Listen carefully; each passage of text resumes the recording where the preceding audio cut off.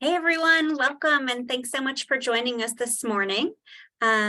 We are excited to have a very large group joining us for this Map to Action session. My name is Kate Shamzad and I work as the Director of Policy at the New Jersey Healthcare Quality Institute and have been working on the Maternity Action Plan and these sessions over the course of the last year. So really excited to get to share this work with all of you today and to really engage everyone in conversation and planning together. So I'm going to give you a brief overview of the day.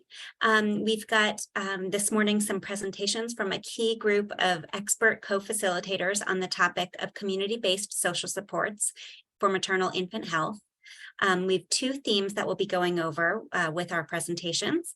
Then we'll be breaking everyone out into a breakout room. You'll have the opportunity to self-select which breakout room you enter based on the two themes that are covered, and our co-facilitators will join us within those rooms. We're going to hold all questions during our initial presentations and ask that you wait until you get into the breakout room to engage in deeper conversation and questions around the presentations. That'll just help us stay focused on time. Within the breakout rooms, we'll have opportunities to work together to think about work that you individually or as an organization are doing related to these topics. And then we'll be coming back together at the end of the 2 hours to report back from our breakout rooms and be able to engage in more conversation on the two themes. We know that people will likely want to go to both rooms, and so the report back and discussion will give you time to understand what was covered in the other room and to be able to chime in where applicable. So we're really excited to get started for the day, particularly to introduce our expert co-facilitators. So first I'll introduce Monica Smith.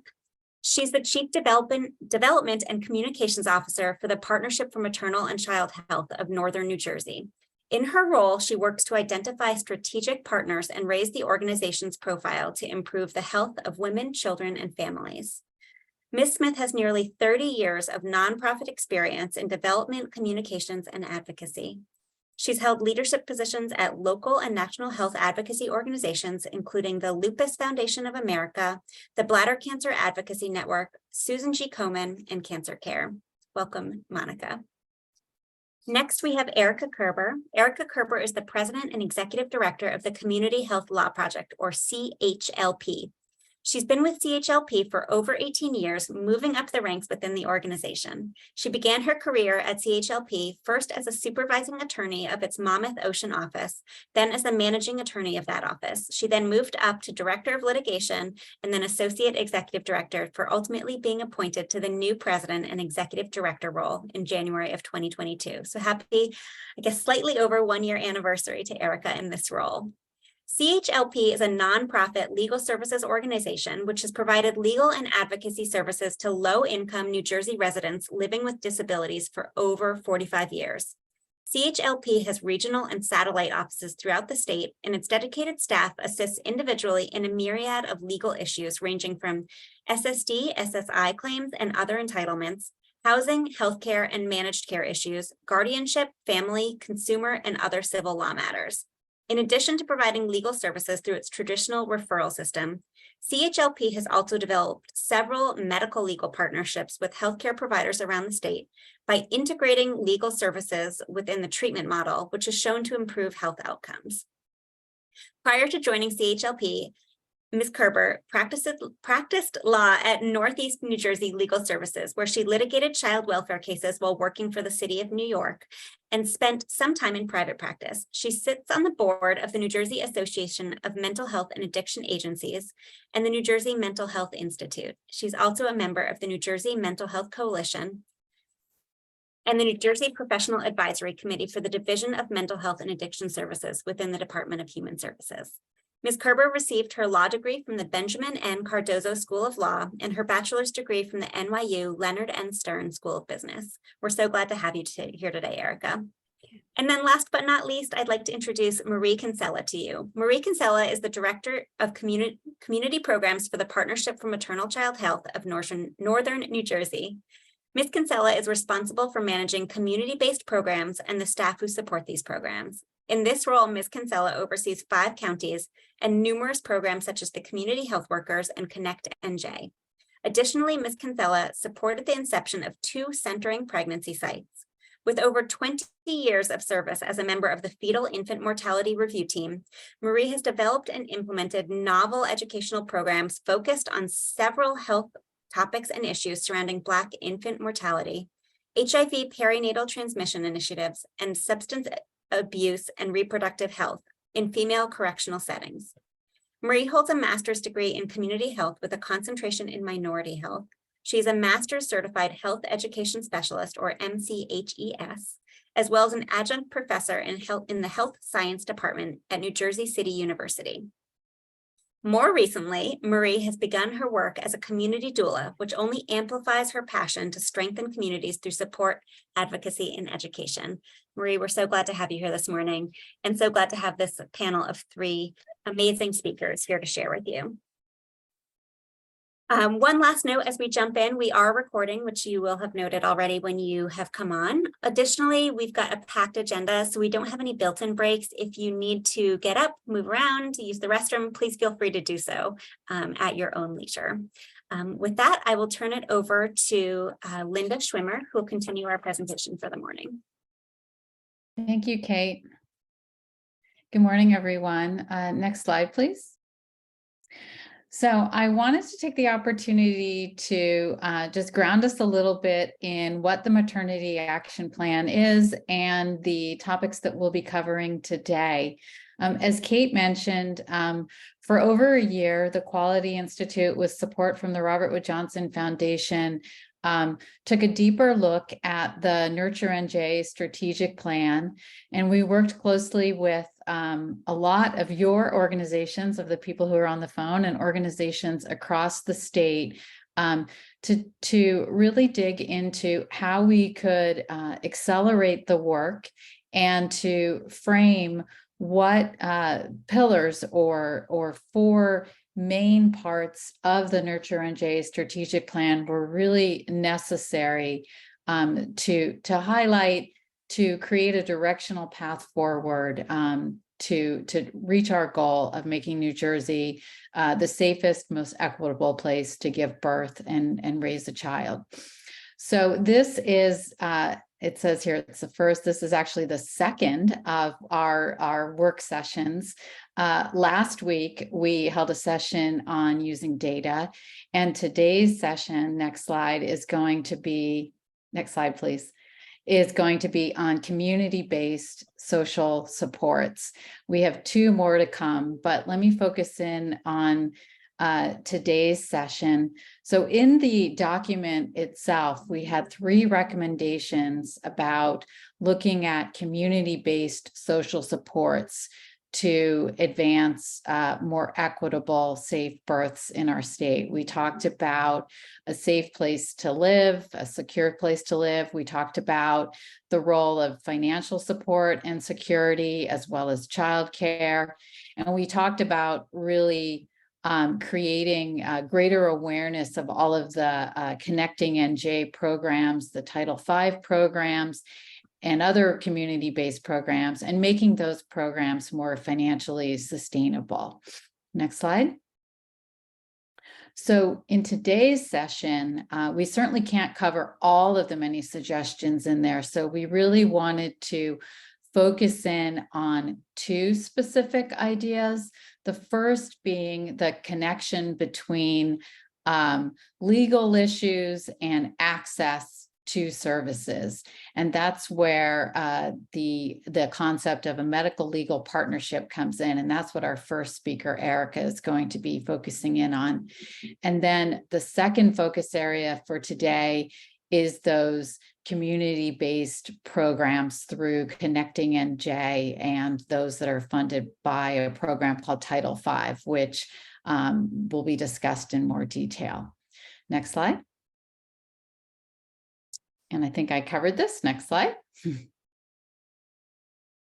Okay, and so without further ado, I really want to turn us back to our speakers, but that last slide, which you will see again, lets you know that we do have 2 more sessions coming up, going back to the fact that the map had 4 different sections, last week being data, this week community supports. Next week, we're zeroing in on the workforce and education. And then the final session, work session, is going to be on payment to advance quality care. And then we're all going to be gathering together in person on March 3rd. And so at this time, I am going to turn things over to Erica Kerber, who is going to lead us in a discussion around the importance of medical legal partnerships to support client access to services, both the pathways to get there and the current barriers. So Erica, again, thank you for being here with us. I'm looking forward to your presentation. Thank you so much, Linda. And it's so exciting to be here and really talk about this important topic. Let me get my slideshow underway. Yeah, I think we'll stick with this.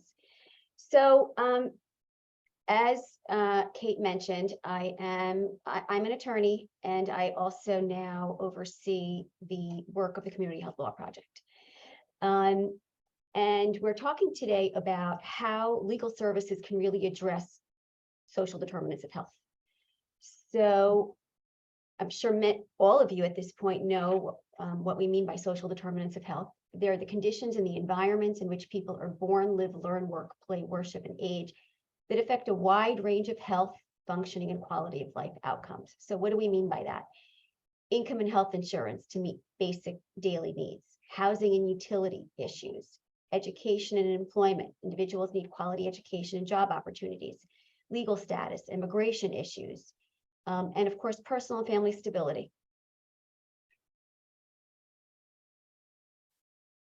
So this is an interesting statistics, but I'm sure many of you know this already, that 80% of a person's health is determined by social determinants of health, while only 20% is impacted by clinical care.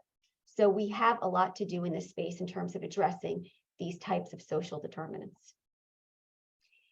And this is a very telling statistic as well, that the US spends more money on healthcare than any industrialized country. However, it ranks 42nd in life expectancy, and relevant to what we're talking about, it only ranks 169th in low birth weight. These poor outcomes are the result of where the money is spent. Other first world countries with better outcomes spend $2 on social services for every $1 they spend on healthcare, whereas the US spends 90 cents on social services for every $1 it spends on healthcare. So we need to turn things around. So what do we mean by legal assistance addressing social determinants of health? This is kind of a fairly new initiative in the last couple of years. You know, we never thought about how does legal services really help in this space? And absolutely it does. Many social determinants of health can only be addressed through legal means, such as fighting unlawful evictions, forcing landlords to comply with building or health codes, restraining orders for victims of domestic violence to keep themselves and their families safe, protection for workers from unsafe or toxic working conditions, public entitlements, access to SSI, SSD, welfare, food stamps, and of course, health insurance coverage issues. When somebody is being denied health insurance or being terminated, or there's a certain service that's not being covered, that needs to be appealed. There's an appeal process where really an advocate and attorney should really take the helm in addressing those issues. So in 2017, there was a study done which showed that over 70% of low-income households experienced at least one civil legal problem, including problems with healthcare, housing conditions, disability access, and domestic violence. And in my experience with the work that we do at the Law Project, we really the focus is on individuals with disabilities, chronic health conditions, and the frail elderly. We find that many consumers present with more than one legal issue, given the nature of their problems. For example, they can come in with housing issues, and then we identify that they have other child support issues or consumer issues or domestic violence. So what are medical legal partnerships? And before I get into medical legal partnerships, I want to kind of just let you know, give you some background about what the typical referral process is for legal services for low-income individuals. What happens is there's a referral system that we utilize, and individuals, even for our organization and other legal service organizations, they contact us. Either they're referred by a service provider, family member, hospital, a state agency, or they self-refer. We have many repeat clients, as you can imagine, because of what they're dealing with. So with the standard referral system, clients come to us, they're referred to us, but there are barriers to that too. And in the last 45 years, obviously, we're still working with the referral system. We want to have, obviously, as much access. We want individuals to have as much access to us as possible. But there are barriers to that referral system. Many, many times, individuals get to us at a crisis point when they have nowhere else to turn. For example, they've already been evicted, right? They're homeless on the street. And they're like, somebody tells them, you know what, you need a lawyer. Or they have court the next day. Well, you need an attorney. We're dealing with a crisis situation where our options are limited. Our legal options at that point are limited. So that's one barrier. Another barrier is that, you know, given the nature of our clients, many of whom have mental illness, they may be intimidated, and many individuals still do, regardless of their circumstances. As soon as they hear the word attorney, they get very apprehensive. And especially with many of our clients who have criminal histories, the first thing they think about is, am I going to jail? Why do I need an attorney? And they get very scared, and they may not even show up at our door because they don't want to deal with an attorney, even though we're there to really assist them. And another barrier is obviously resources. The demand for our services for this population is great, and obviously we have limited resources. So those are some of the barriers with really working with the referral system. We have to be many times very reactive. Whereas with a medical legal partnership, we try to be proactive, because what is a medical legal partnership? They're partnerships between healthcare providers and legal service providers, where attorneys are embedded into the healthcare setting. And so we integrate civil law attorneys who have a background in this area, which we call, right, different area, family, housing, public entitlements, which we kind of coin, you know, issues involving, you know, poverty. We're integrating civil law attorneys into the healthcare setting. So in an ideal medical legal partnership, attorneys are actually on site, maybe once a week, you know, every other week, depending on how the partnership works out. And we are seen as part of the treatment team, that holistic approach. So it's really a warm handoff from the clinician to the attorney. We also train healthcare workers to screen for health harming legal needs. When problems are found, like unsafe living conditions, the attorney can address those issues and represent that individual. And it allows doctors and lawyers to work together, which is kind of a unique situation, because we never thought of doctors and lawyers being able to work together. But this is an opportunity to really work together to help individual patients. And then when the opportunity comes, you know, we can also advance policy issues together.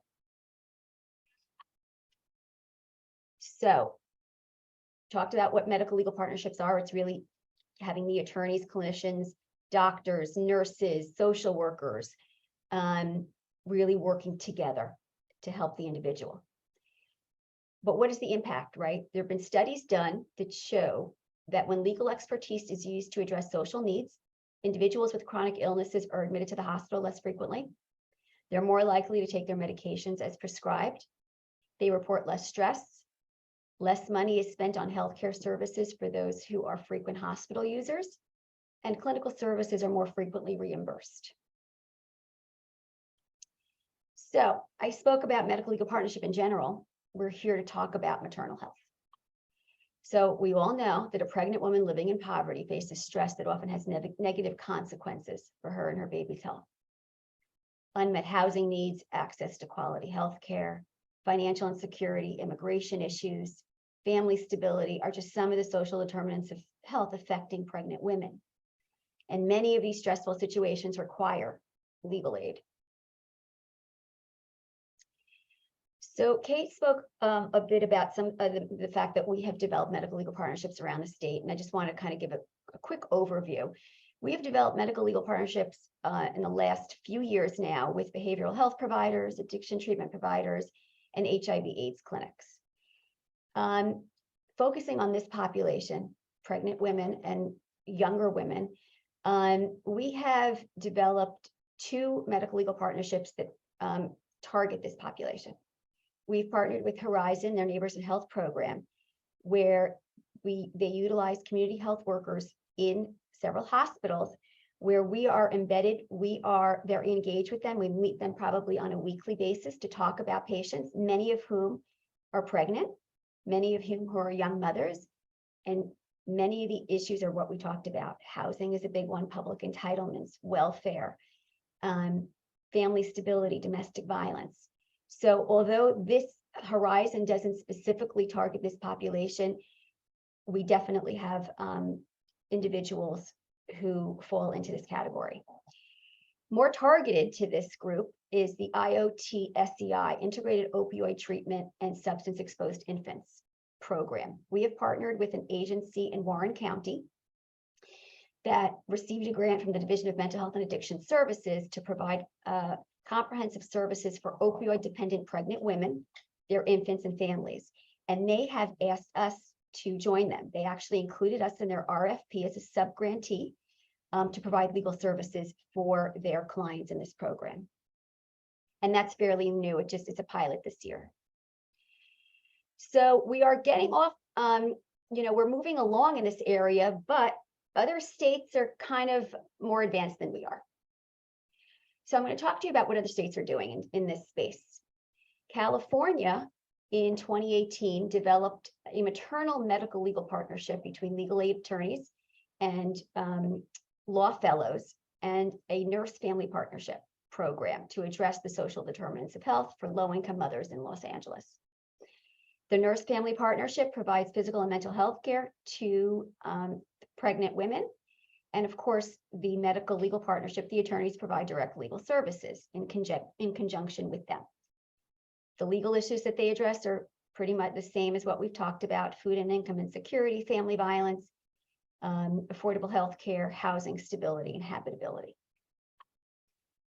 Then moving on to Delaware, which began in 2013.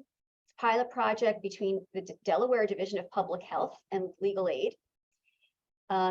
They work as a referral system, and they've also actually created what's called a perceived stress scale to assess anxiety and stress levels and obtain additional information about stressors during the patient visit.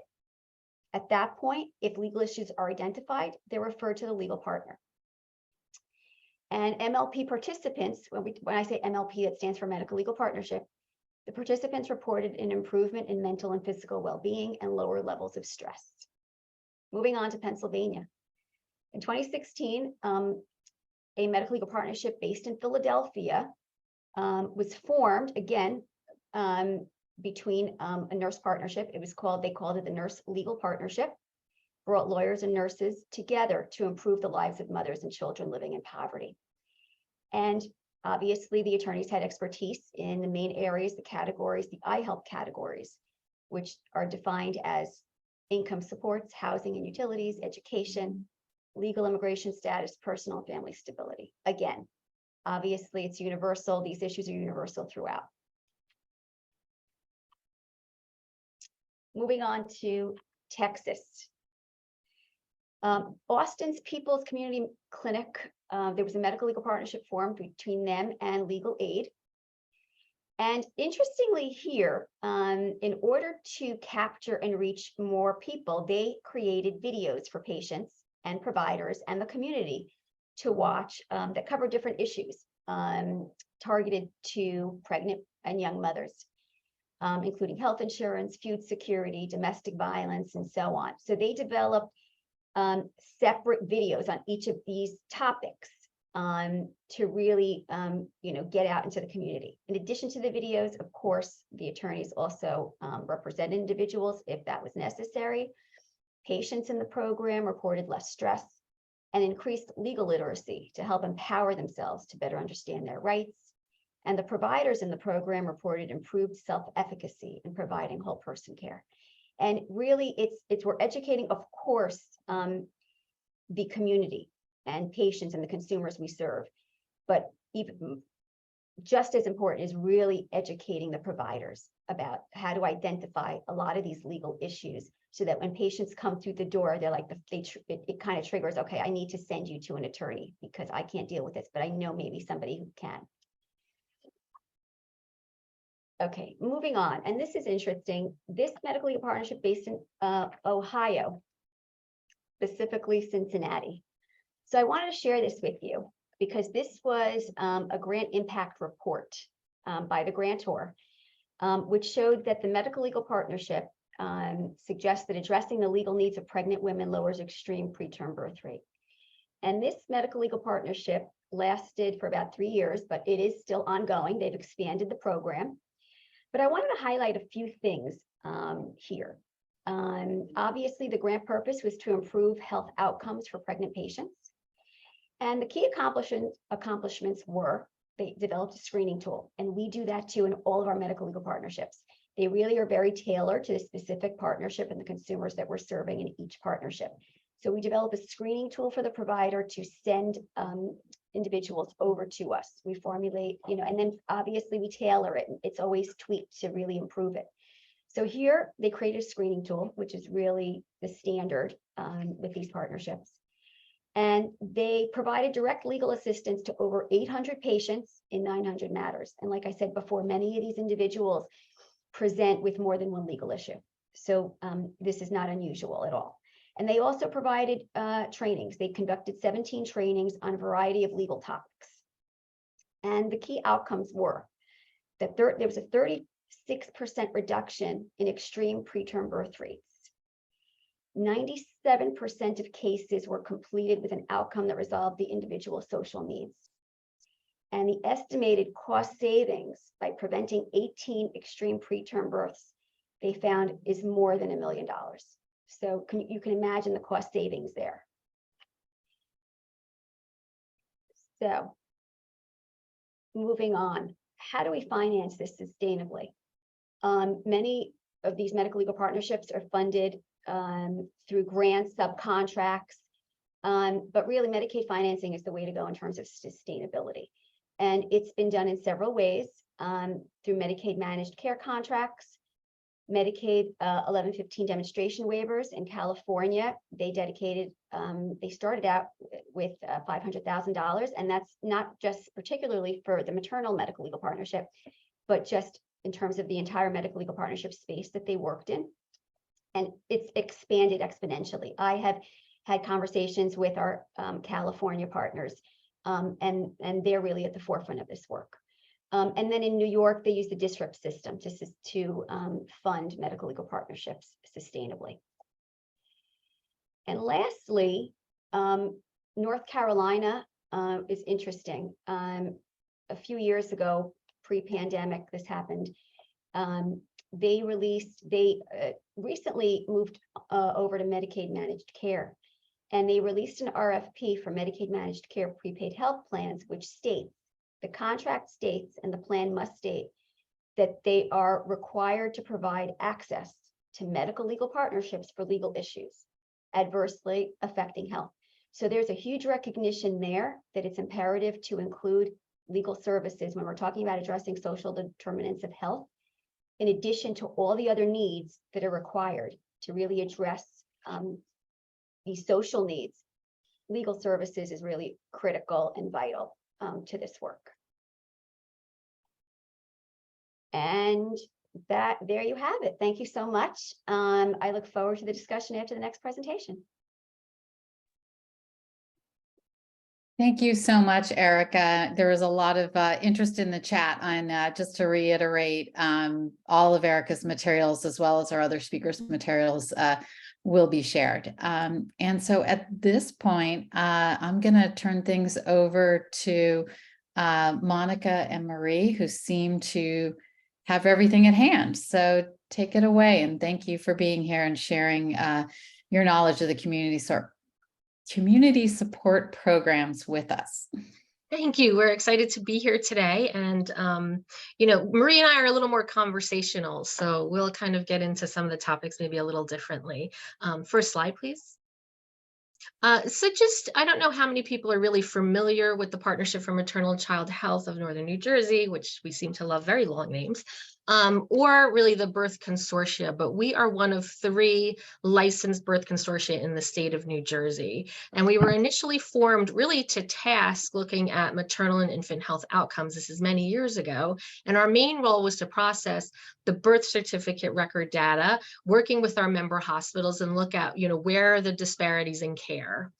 We had a few core programs. This still remains our core work, but honestly recognizing that social determinants of health play such an impact in systemic barriers for people accessing quality care. We've grown exponentially over the years through grant funding from the Department of Health and also through federal grants and foundations to really make sure that we're meeting the needs of the communities where we live and work. So we serve 8 counties in northern New Jersey, and we have about approximately 30 community programs that reach about 40,000 people annually. To just give you a snapshot of the births we cover, in 2021, there were about 48,000 births just in our region. We have 23 member hospitals that we work very closely with, and really that's on quality improvement, that's on professional education, and really working at what are the trends in maternal health care. For the purposes of this discussion, we operate Connecting NJ in 5 counties in our region. And that's really because through this RFP process, the state really looks at, who is best suited as far as a community organization to meet the needs in that county. But I think the beauty of Connecting NJ and some of the programs that we're going to talk about today is they're really not run by one organization, right? It is a multitude of organizations coming together. Connecting NJ is a referral source to every community organization that really provides maternal and child health care in the state of New Jersey. So next slide, please. Okay, so Connecting NJ, I'll talk a little bit about that. Connecting NJ, it's that county single point of entry system, and it is across the state of New Jersey. There's one in every county.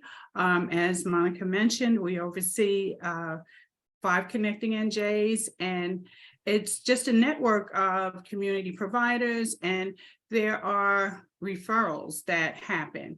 And we're going to talk a little bit more. I think we're going to talk more about some of the programs, but we do provide referrals to NJ Family Care, prenatal care, the maternal home visitation programs, community doulas, which is an exciting thing that we're going to end with, give you some information on that, breastfeeding support, family planning resources, and access to practical needs. And, one of the great things about this is that we do work with the community. Yes, we work with providers, but we're here to really see what the community needs. We bring the community together, and we all work as partners. So this is not us going into the community saying, this is what you need. This is the community coming together with our Connecting NJ staff and with the agencies and organizations in their individual communities to talk about what's going on. A lot of times we'll hear the phrase, we need to give people a voice. And one of the things that I like to say is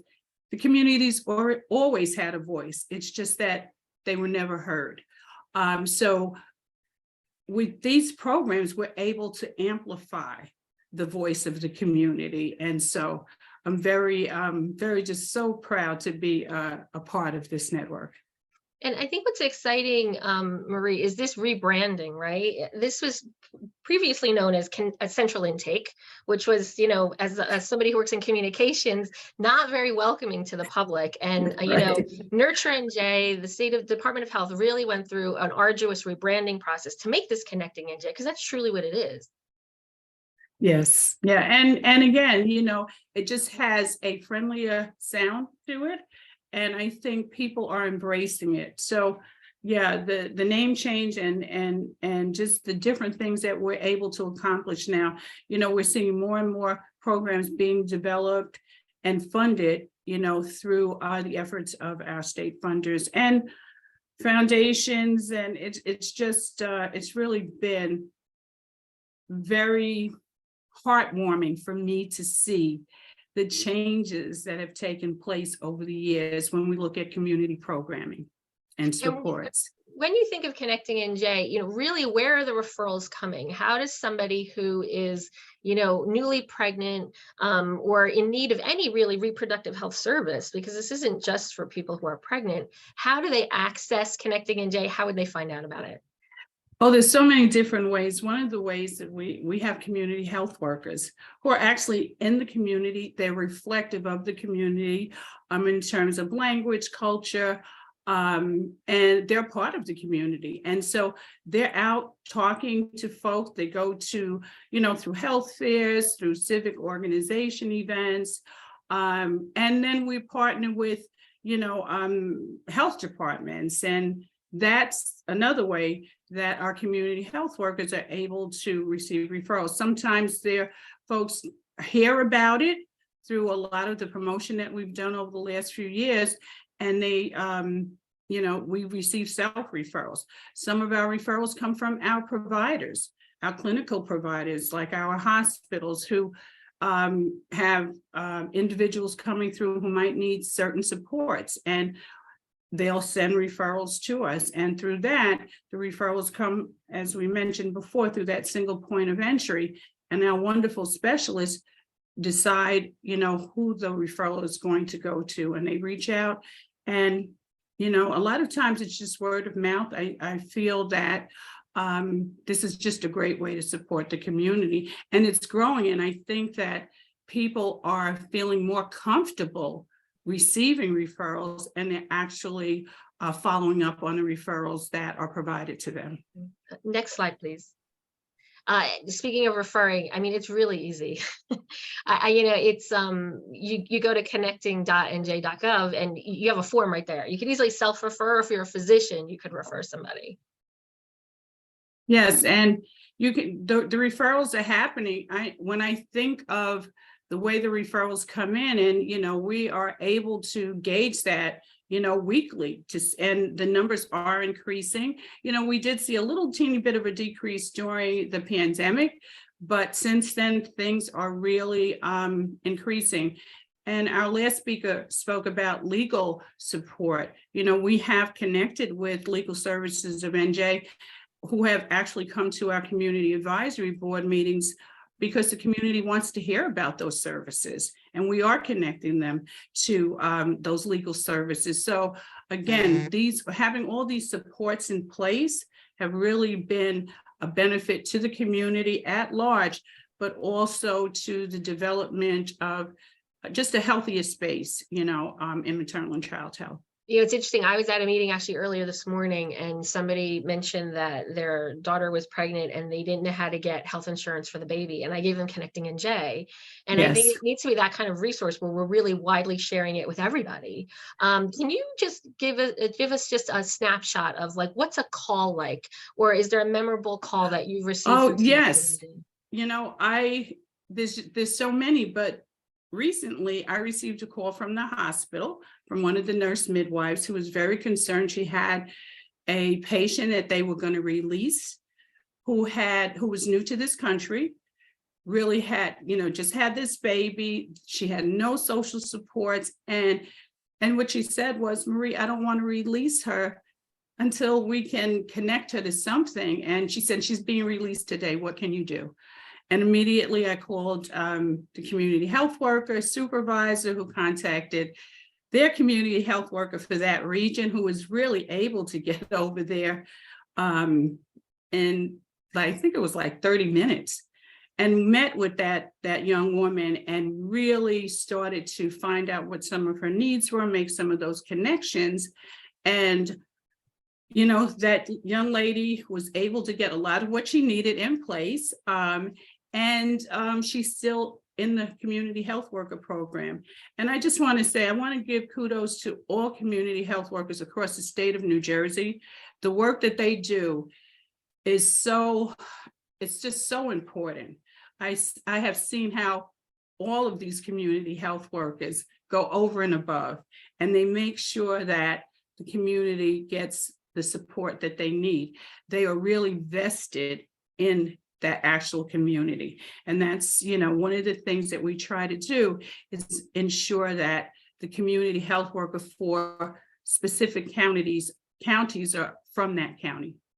So that was one thing that I could bring up. Yes. And next slide, I mean, I think we're going to get into a little bit just about, so you get referred, what's that network like behind that phone call, right? And, again, we're speaking to where we provide services, but these services are provided throughout the state by other amazing nonprofit organizations, by our partners at Central and Southern. So, there really are these dynamic evidence-based maternal support programs that can really promote a healthy pregnancy. So Maria, take it. Yes, and the wonderful thing about New Jersey is we've been able to ensure that these maternal evidence-based home visitation programs are in each and every county in the state. And I think that's just wonderful. So we do have our Nurse Family Partnership Program.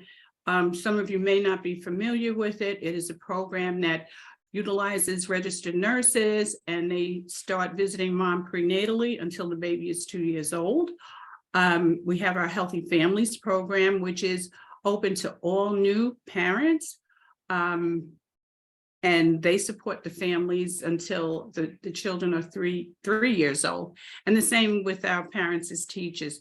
They all have similar formats. They are evidence-based. One of the other things that is really important is that they help with that positive parent-child interaction and also support healthy development, and again, with these programs, we're able to support the parents in monitoring the development of their children, through certain evaluation tools such as the ASQ, which is the Ages and Stages Questionnaire, which can identify any developmental delays. And when that happens, if there is a developmental delay, a referral is made. So there are just so many, just this whole network, this whole web of support is in our communities. And we really want to make sure that the community is aware of what's available to them should they need it. When we talk about our Healthy Women, Healthy Families, again, we have our wonderful community health workers. We do have breastfeeding support in 2 of our municipalities in Hudson and in Passaic County. And, other programs that families can be referred to are centering pregnancy programs. So the partnership does have 2 centering pregnancy programs, and I'll talk about those in a second if we have time. Yeah, and just it's notable as well that when a call comes into Connecting NJ, because the partnership's leading it in these counties, it doesn't mean that the referral is going to a partnership program. It's really going to whatever program in the community really meets the need of that family. And I think we can't stress that enough. Yes, and so we have referrals that we make to WIC. We're connecting families to WIC. We're connecting families to the Board of Social Services. English as a second language is another big one. And as I mentioned before, New Jersey Legal Services. So again, it is a wonderful way for everyone to come together, providers, community, and just to support our families in so many different ways. Next slide, please.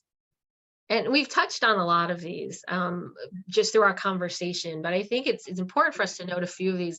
I mean, it's really critical that it's closed loop follow-up during the Connecting NJ process. It's not somebody's, contacting and it kind of, so here's a place where you can call and it's done. We're really looking and seeing, okay, how did the person really get connected with that service? We don't want ever people feeling like they've made a call, they've made a connection and they couldn't get what they needed and they kind of walked away, right? I think that's so discouraging. messaging. When we're talking about the nurses, community health workers, and home visitors, I mean, they create an amazing, strong bond with their families. And I think it's building that trust. And when we talk about trust, it's community advisory boards. I mean, these programs are really overseen by our community partners who make suggestions and improvements. And of course, there's improved health outcomes for mother and baby, which we should put at the very top of that list, and continuous quality improvement process. So, Marie, what's like the biggest success you see out of these programs in Connecting NJ? Oh, goodness. I'd like to say everything. When I look at the home visitation programs, I see, when I see families who have completed the program and where they're at in terms of how they interact with their children, and that, the children are now prepared for preschool or kindergarten.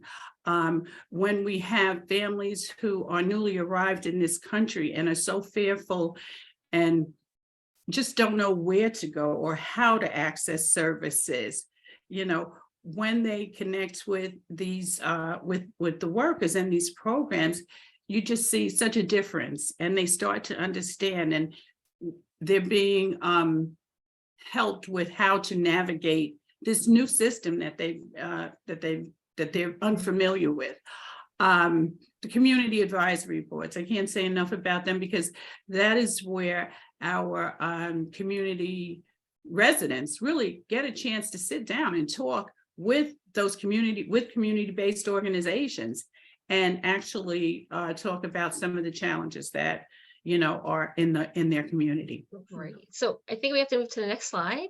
And we can't talk about success without challenges, right? Right. I think a big challenge is people don't know Connecting NJ. It's not a household name. And sometimes there's stigma, right? I don't want to apply for a community program. Although there might also be, and you and I had this discussion, where a referring physician or referring nurse is making that judgment for somebody. So they're not even giving the information. Do you want to talk a little bit about the challenges? Yeah, so when the lack of awareness, that's the big thing, and then skepticism about, can I really trust what's happening here? Will people be coming into my home, particularly when we think of home visitation, to really assess what's going on, and I might be subject to maybe losing my child. So, when we look at that fear and lack of trust in the system, what we hope to do by having these programs and the connections with the workers and the staff is to let some of those things just kind of fall to the wayside, to know that support is here, nothing to be afraid of. And, when we talk about lack of awareness, there are people who say, oh, I never heard of that program. And I know we're pressed for time. We have to wrap up our discussion, but I just wanted, next slide, if we can just hit this very quickly. Right. I think we're talking about very well-established programs. And when we're talking about the maternal health crisis in New Jersey, many times we're saying, what's the new thing? What's the new thing? And I think one of the big takeaways is these are very good programs that we have in New Jersey. It's looking at the right expansion.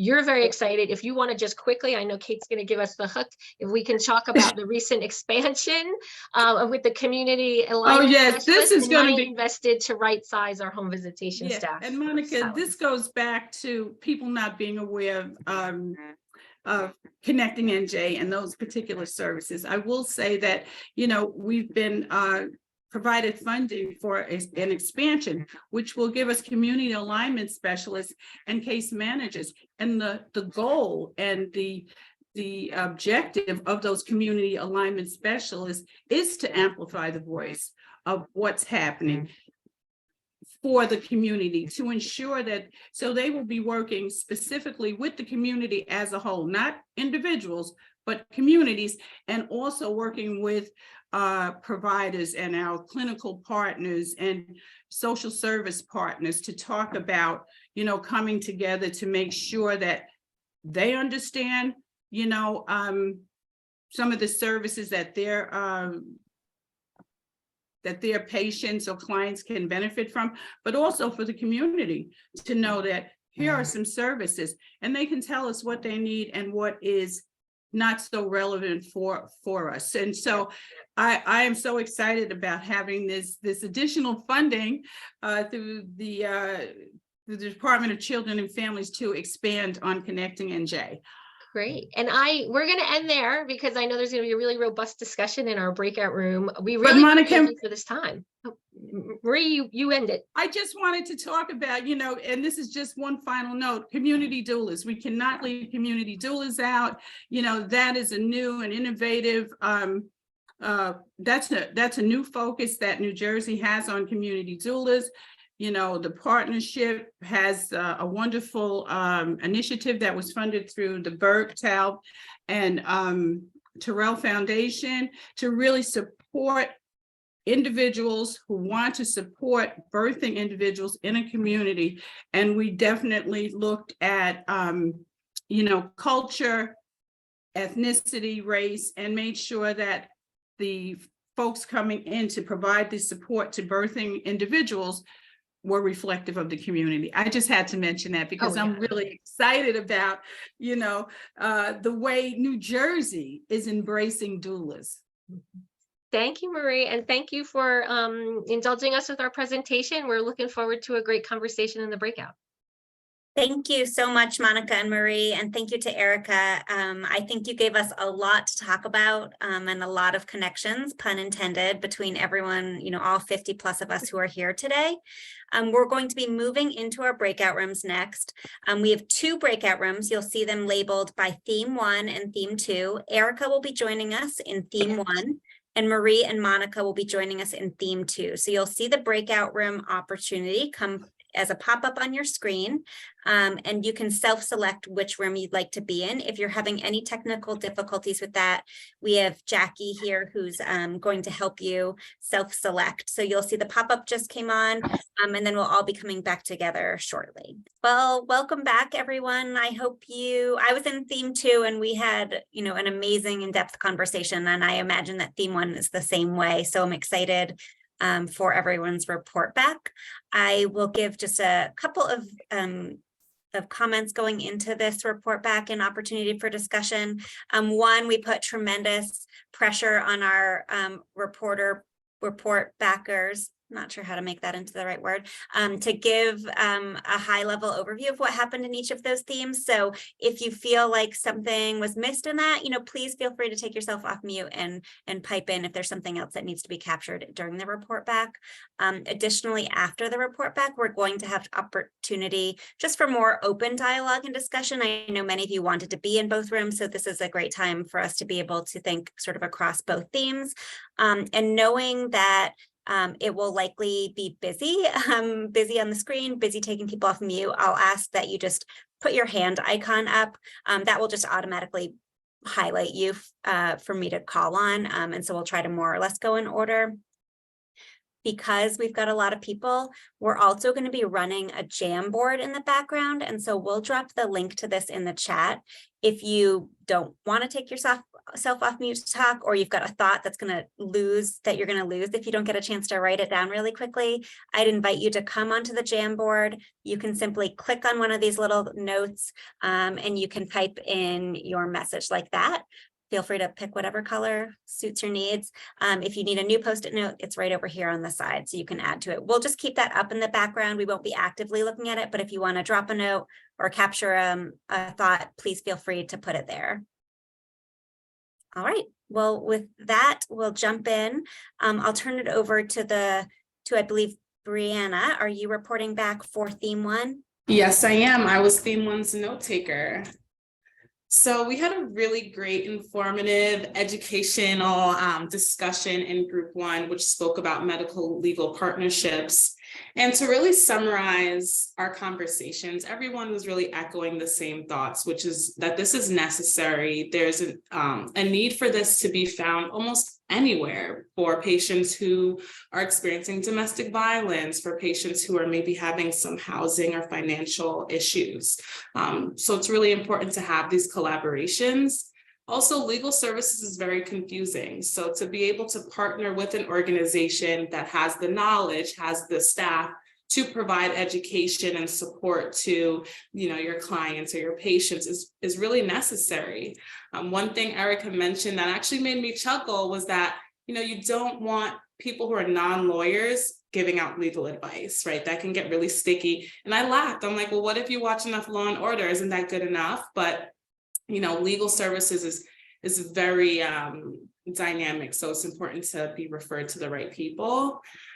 Another thing that was also important, and Erica had mentioned this in her presentation, is about the use of grants in order to receive that funding to support these initiatives. So as she had mentioned in her presentation, she is working as a sub-grantee on a contract with a county. And now that's a very big grant, but just that small piece that the law project receives is able to do that work. So really thinking about when you're looking to apply for grants and you're writing your RFPs, writing in those legal services so that you can have a certain amount allotted for them.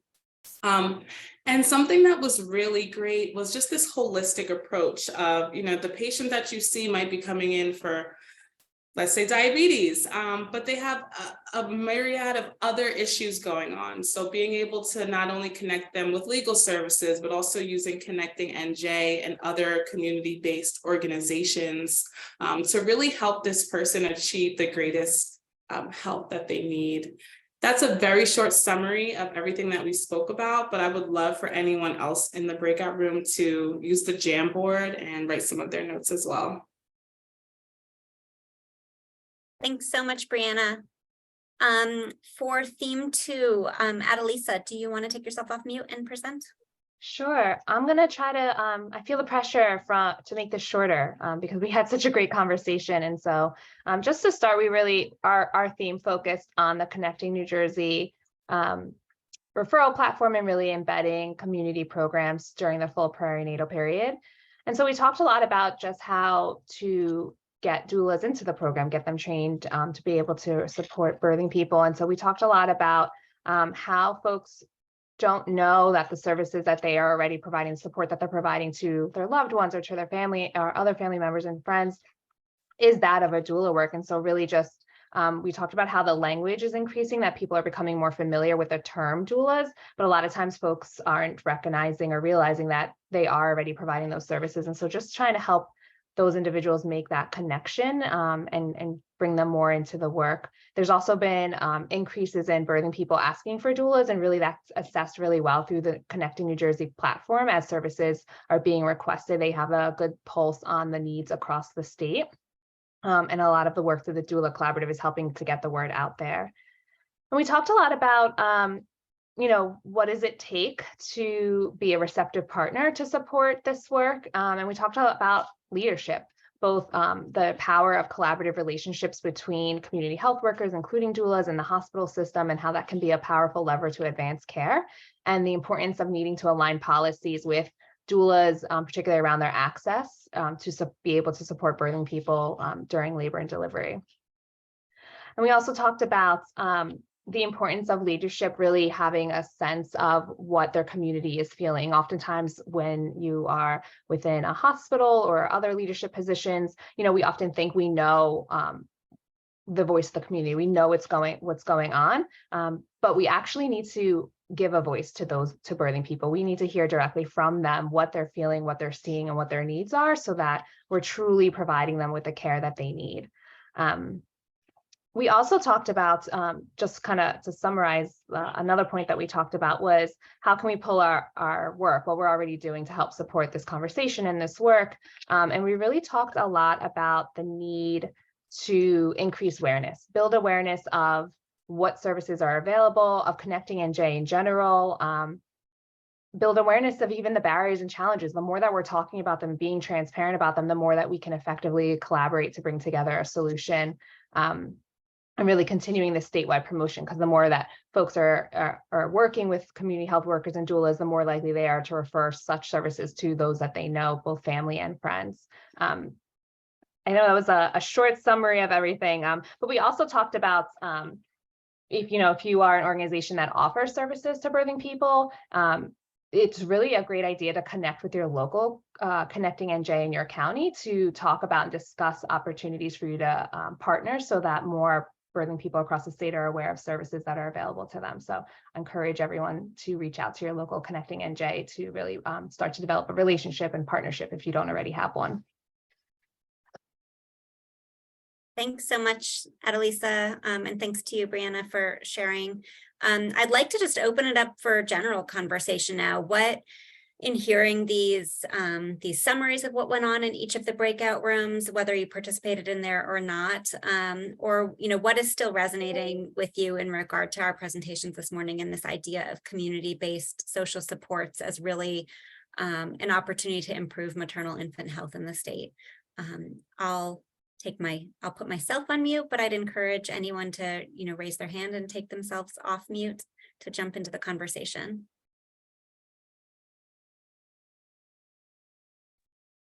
Hi, Kate. I had a question for Erica Gerber. I love the presentation around the medical legal partnerships.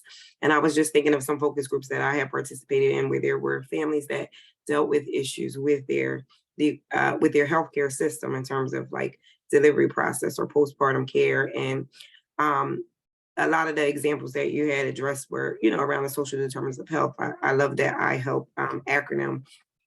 But just thinking that there is a partnership with the healthcare system, and then if they are having issues with healthcare, how do you manage and support when there are issues, legal issues that need to be addressed? I'm wondering, are families feeling like they can utilize you if you're, working with them as a partner? So just wondering, are those issues that are addressed too? Is that a question for me? Yes. Oh, okay.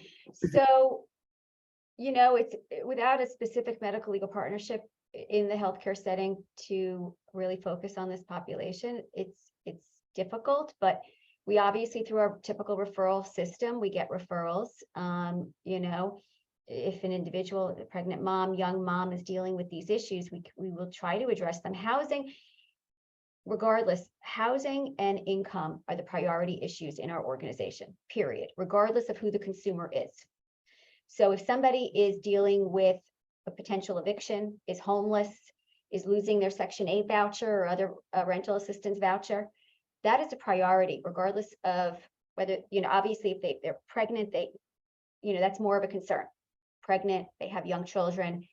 But that really speaks to anybody that comes through our door, right? We don't want to see anybody homeless. So we have to prioritize. So for example, if we don't have a medical legal partnership with a specific provider, they refer to us. We assess their needs, we prioritize. If it's a housing issue, we immediately try to assist. If it's income maintenance, they need welfare assistance, TANF, they have children, right? Or if they can't work, right, we try to get them on welfare or TANF. And then, once we do that, we can help them apply for Social Security disability benefits if they're unable to work. Now, with a medical legal partnership, when we have social workers involved, they can do a lot of that work, right? In terms of applying for those benefits. Really, where we come in and to utilize our services the best and the most efficiently, right? Because we know resources are scarce and limited, is I need an attorney to appeal that decision if I'm terminated or if I'm in denied services, right? So we really want the social workers, for example, with Horizon, the community health workers, if they have a question about how to help somebody apply for a service or apply for benefits, we help them through those steps.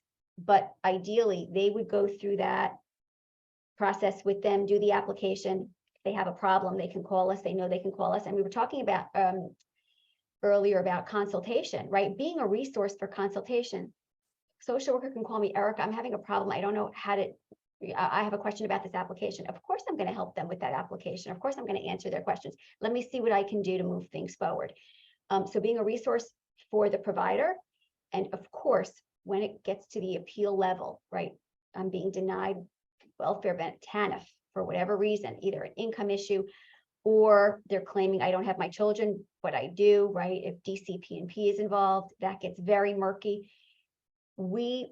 Those cases come to us, we try to assist and prioritize. But again, we know limited resources. Ideally, we really want to work with the healthcare provider because not only do they want to know what we do, right? Or refer to legal services, but I, in turn, want to know what the healthcare provider is doing on their end to address whatever medical issues that individual is dealing with, because that's going to affect potentially their social issues, right? Their legal issues. So working holistically together, it's not only me providing, an update on what's going on from a legal perspective, but I want to know from the clinician, what else is this client dealing with? If they're stressed, if they're having these, serious medical issues that I can use in court to ask for a reasonable accommodation, for example, right? If these stresses are going on in their lives, I can try to convince the judge, what, this person needs more time to move because they're dealing with all these issues. So it's so important to really work together. And again, even without these partnerships, we can do that. It's a little bit more difficult. It's a little bit more disjointed. Again, resources are always an issue.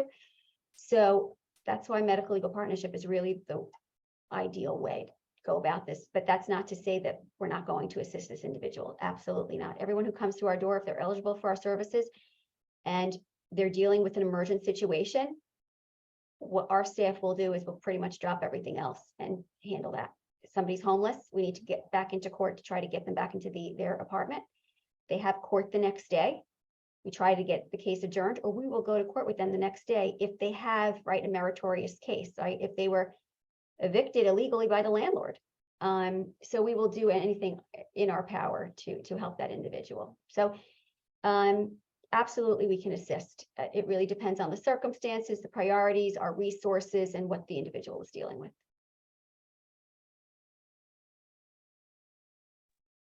Thanks, Erica, and Erica for your question.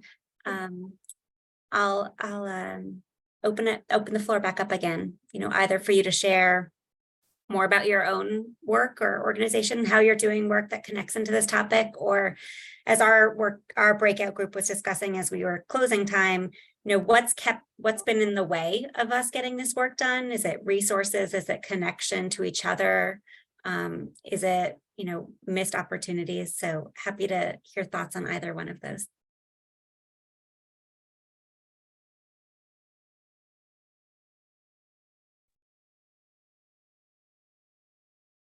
Right as we were closing out and got swooped back in here, Frank from CMS was bringing up the issue of the redetermination and how periods of meaning that, a lot of people who have been able to remain receiving Medicaid benefits, will have to provide their information again, and there's a risk of losing those benefits, and that could then have a sort of a snowball effect for a lot of different things and services. And so having a closer connectivity, not just to legal services, but also to a lot of the Connecting NJ supports and having that connection to community-based organizations is going to be really critical over the next year in particular. So wanted to throw that out in case that resonated with any of the organizations on the line who are engaging with people.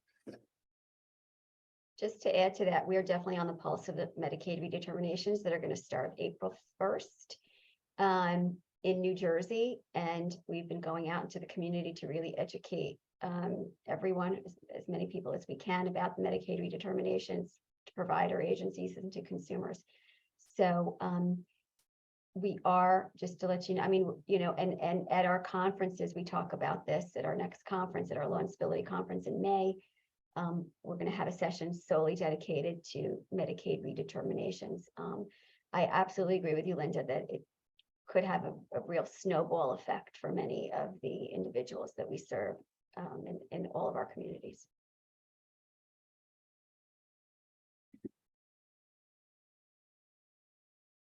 I'm dropping a link in the chat for anyone who's wanting to learn more about what this means and how to stay connected to this redetermination process.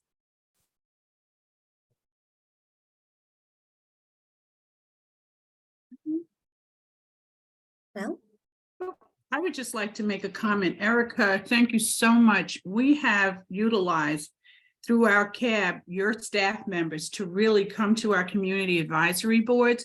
And there was one young lady who was so busy because we have 5 and we wanted her for each one.